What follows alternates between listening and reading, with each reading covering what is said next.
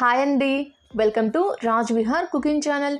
ఈరోజు మనము ఆలూ కుర్మాని ఎలా తయారు చేసుకోవాలో చూద్దాము. ఇలా చేసుకుంటే చపాతీ, రోటీ, రైస్ ఎందులోకైనా టేస్ట్ అయితే చాలా బాగుంటుందండి. ముందుగా స్టవ్ ఆన్ చేసి ఒక ప్యాన్ పెట్టుకొని ఇందులో 2 టేబుల్ స్పూన్ ఆయిల్ వేసుకొని ఆయిల్ హీట్ అయిన తర్వాత ఒక 1/2 టేబుల్ స్పూన్ జీలకర్ర వేసుకుంటున్నాను. ఇందులోని ఒక పచ్చిమిర్చిని కట్ చేసుకొని వేసుకుంటున్నాను. అలానే ఒక పెద్ద ఉల్లిపాయని సన్నగా తరిగి వేసుకుంటున్నాను. ఇందులోని కొన్ని కరివేపాకు రెబ్బలను కూడా వేసుకొని మొత్తాన్ని కలుపుతూ ఉల్లిపాయలు కొంచెం కలర్ మారేంత వరకు ఫ్రై చేసుకోవాలి.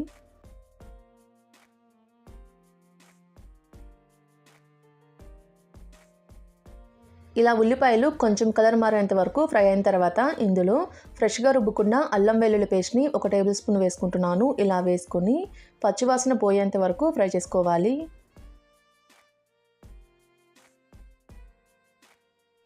ఇలా పచ్చివాసన పోయేంత వరకు ఫ్రై అయిన తర్వాత ఇందులో 3 టమాటాలని కట్ చేసుకొని వేసుకుంటున్నాను. ఇలా వేసుకొని టమాటాలు కూడా బాగా మెత్తగా మగ్గేంత వరకు కలుపుతూ ఫ్రై అవనివ్వండి.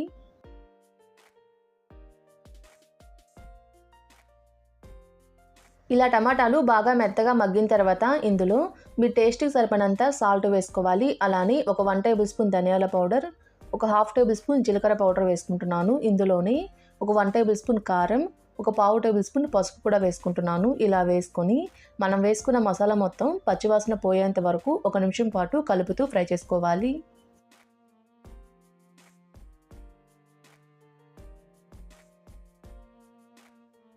ఇలా ఫ్రై అయిన తర్వాత ఇందులోనే 2 టేబుల్ స్పూన్లు పెరుగు కూడా వేసుకుంటున్నాను. ఇలా వేసుకొని పెరుగు మొత్తం కూరలో కలిసే విధంగా కలుపుతూ 1 నిమిషం పాటు లో ఫ్లేమ్ మీద ఉడికించుకోవాలి.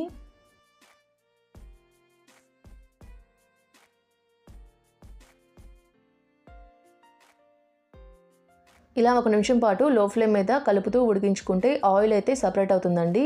ఇప్పుడు ఇందులో ఒక 4 బంగాళదుంపల్ని ఉడికించుకొని కట్ చేసుకొని వేసుకుంటున్నాను. ఇలా వేసుకొని ఒకసారి మొత్తాన్ని కలిసే విధంగా కలుపుకోవాలి.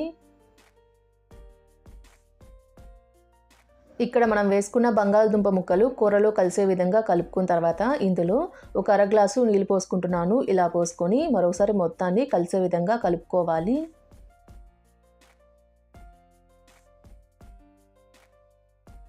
ఇలా కలుపుకున్న తర్వాత దీని మీద మూత పెట్టి మీడియం టు లో ఫ్లేమ్ మీద ఒక 2 నిమిషాల పాటు ఉడికించుకోవాలి.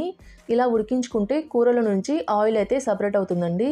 ఇలా ఆయిల్ సపరేట్ అయింది అంటే కూర బాగా ఉడికినట్టు.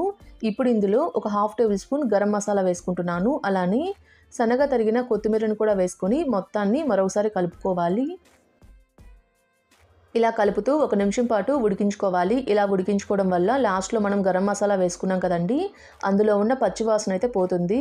ఇలా 1 నిమిషం పాటు ఉడికించుకున్న తర్వాత స్టవ్ ఆఫ్ చేసి ఒక సర్వింగ్ బౌల్లోకి సర్వ్ చేసుకుంటే ఎంతో టేస్టీగా ఉండే ఆలూ కుర్మా అయితే రెడీ అయిపోతుంది. ఇలా రెడీ చేసుకున్న ఆలూ కుర్మాని చపాతీ, రోటీ, అన్నం ఎందులోకైనా టేస్ట్ అయితే చాలా బాగుంటుందండి.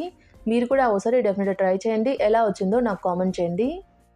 మా వీడియో మీకు నచ్చినట్టయితే మా ఛానల్ని సబ్స్క్రైబ్ చేసుకోండి. Thanks for watching.